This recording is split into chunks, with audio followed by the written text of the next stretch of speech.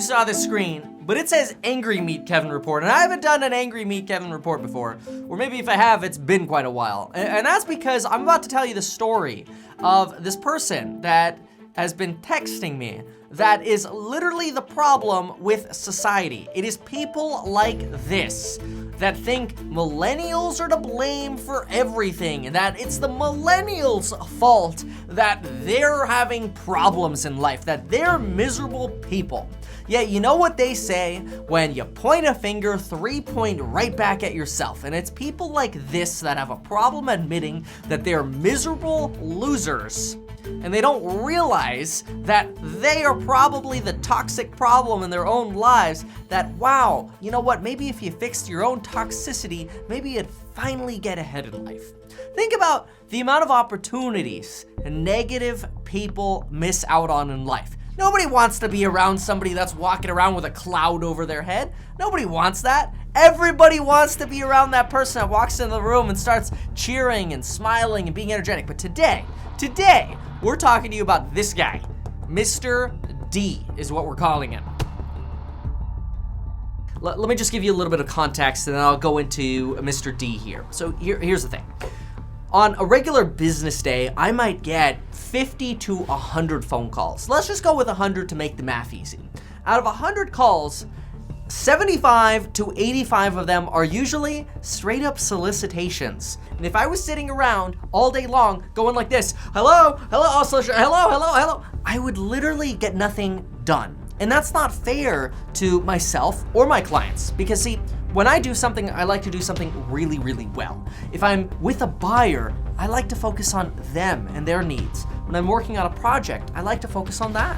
And with a listing presentation, I focus on those sellers. I don't like the whole like, oh, always answer. Oh my gosh, always answer. You don't get that with doctors, attorneys, or people who are basically, in my opinion, professionals who like to schedule their days so they can properly work with their clients.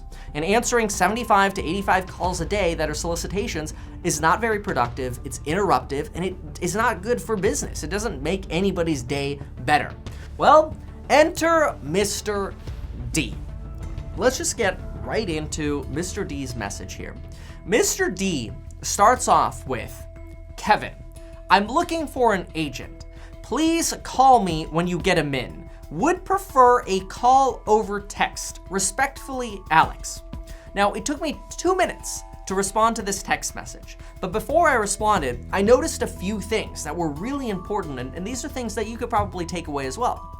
Notice there was no hi or any kind of introduction other than my name. To me, this is usually an indication that I'm talking to a generation that is a little bit older. They start with, Kevin, I need this from you. Not saying that all people in an older generation do this. I just find a higher frequency of this kind of opening from older generations. And I work with a lot of wealthy people that are in their 50s, 60s, 70s, you name it. I'm a real estate broker. Most people that own real estate are older than 40 years old, okay? So this is fine. Like, I've been around the block. Another little clue, the double space between agent and please and min and would. That is from the typewriter generation, in case you don't know, because back in the typewriter days, the I would take up as much space as the M, and it was really hard to tell when a sentence started or ended. So another little tell. But none of those concern me. Instead, what concerned me was, would prefer a call over text. Notice the all caps. It's just not necessary. And the reason they're writing that message is because when you call my number, we have a recording that says, just so you know, the fastest possible response you're going to get is a text or an email. So right away, there were some red flags that Mr. D was probably going to be a little bit of a judgmental person, maybe a little bit demanding, possibly a little bit condescending. You know, these are just clues that come out up front.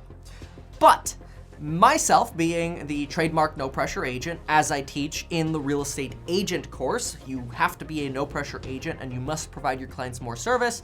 You keep your judgments to yourself and you just focus on, hey, you know what? Be as nice as possible as you can be to everybody. So I responded with, hi Alex, myself and the team are out this weekend. Would you like us to call you Monday morning? That even though there was a lot of negativity in his initial text that I was sort of reading between the lines, in my opinion, I'm responding with an apologetic tone that we're not available because I have plans with my wife and kids.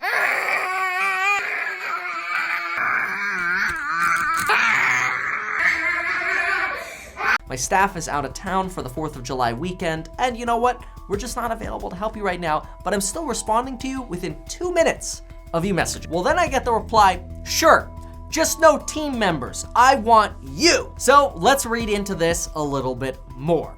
First of all, sure is sort of this passive acceptance, like not really jazzed. This is somebody that even though they got a response within 2 minutes, really wanted a response on the phone immediately.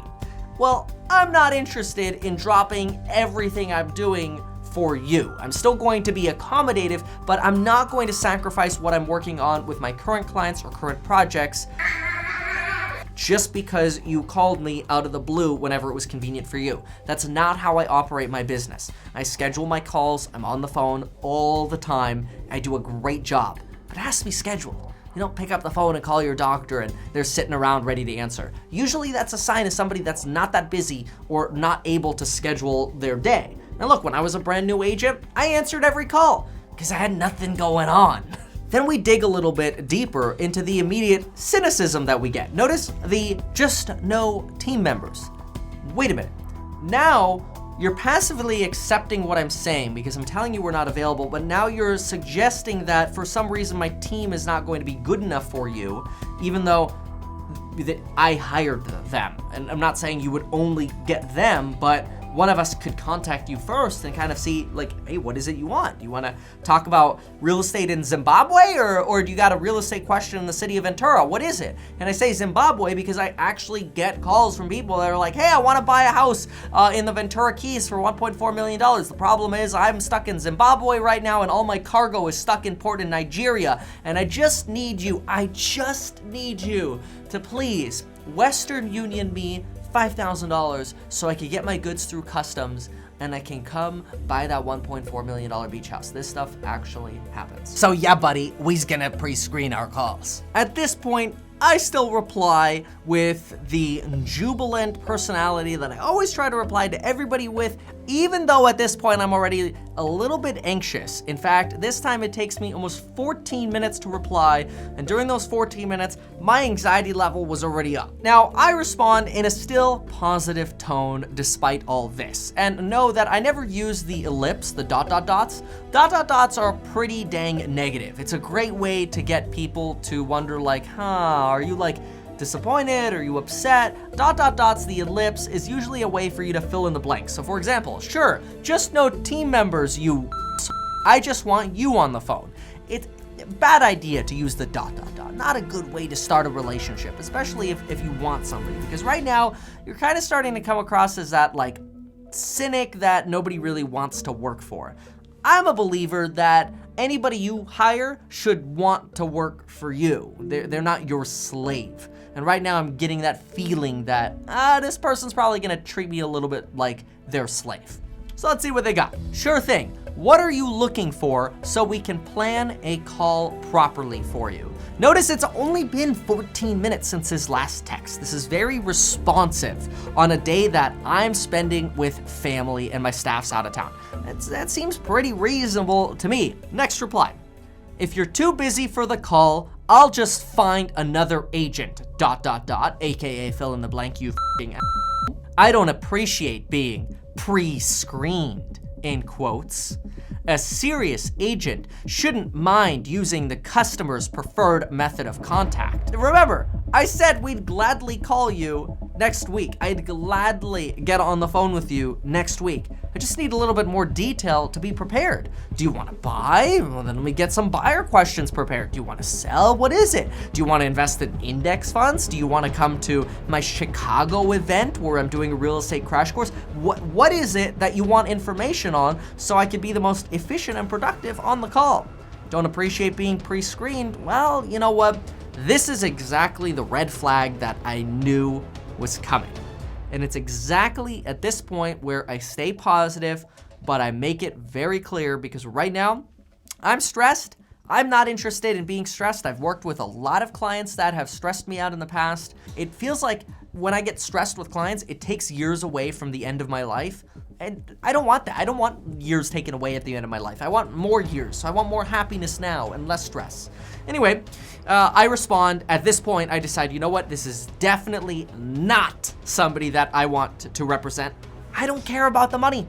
I think most people on YouTube think there are ads and videos, or I sell a really inexpensive real estate agent course or really inexpensive real estate investing course because, oh, I'm just trying to sell out or I just want the money.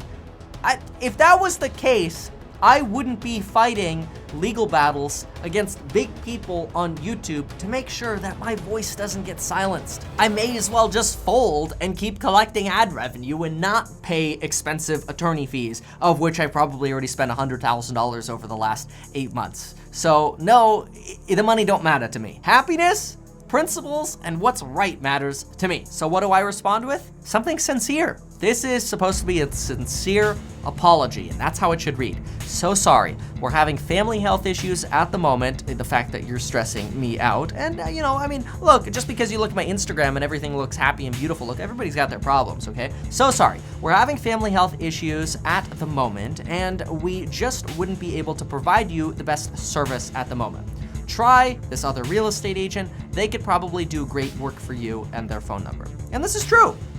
I'm not capable of providing you the service level that you're looking for, because even though I'm responding very quickly to all of your messages on the day that I'm spending with family, you're stressing me out. It's not good enough for you. Doesn't sound like we're going to be a match. I'm kind of not interested in working with you. And so what do I get as a reply? Dude, you're totally unprofessional, ...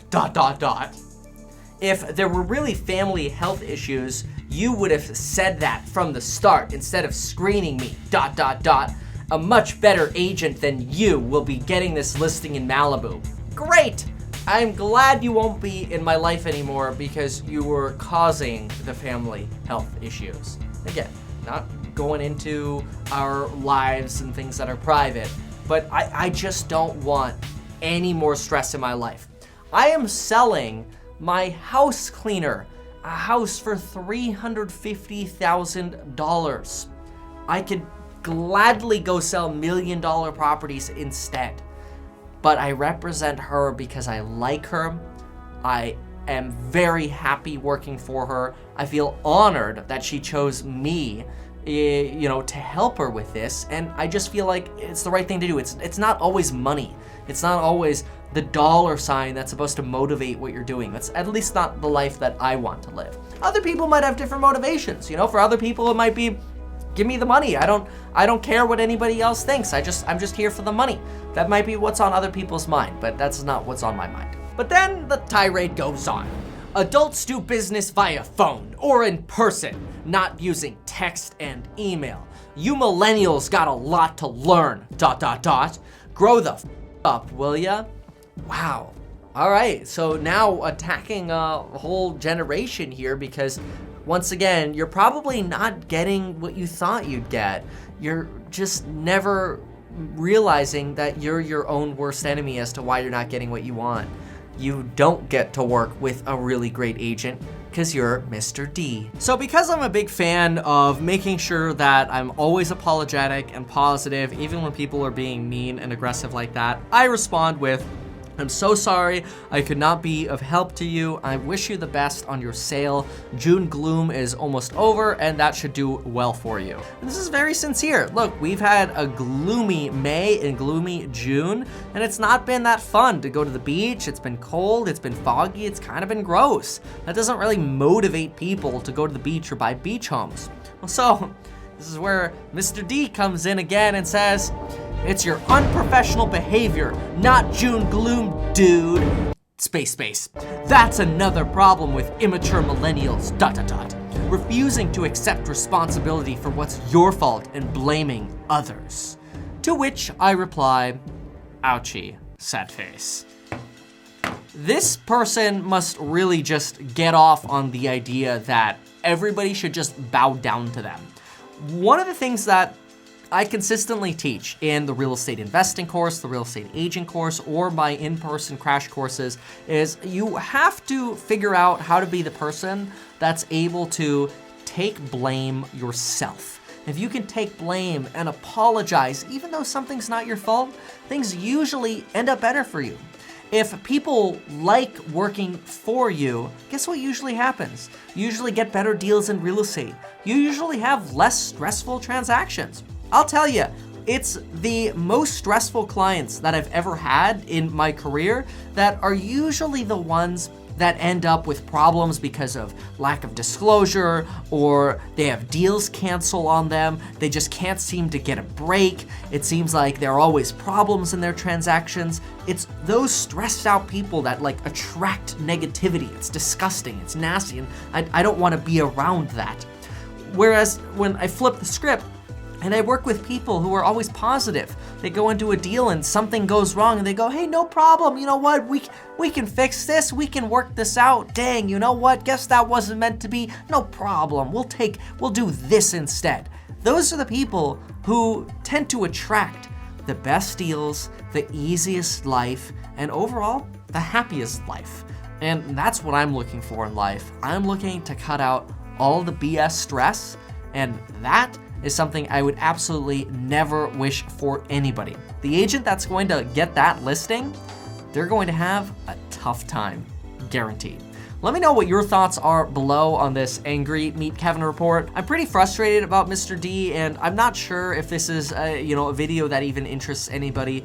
If you're watching this, obviously I decided to just go ahead and post it, but I mean, I don't know. It's just something that's been bothering me all day. These were messages I got yesterday, and they were upsetting me yesterday as well. So let me know what you think in the comments. Have you ever had to deal with somebody like this, or are you hopefully one of the people that's, looking at the bright side of things?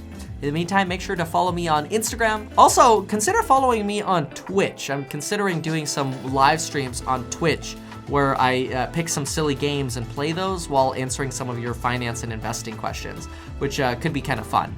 I guess what else can I say? Oh yeah, make sure to sign up for Wealthfront and use that referral link below so you can get your first $5,000 managed for free by them. It was actually really cool. Go check out that video if you haven't seen it yet.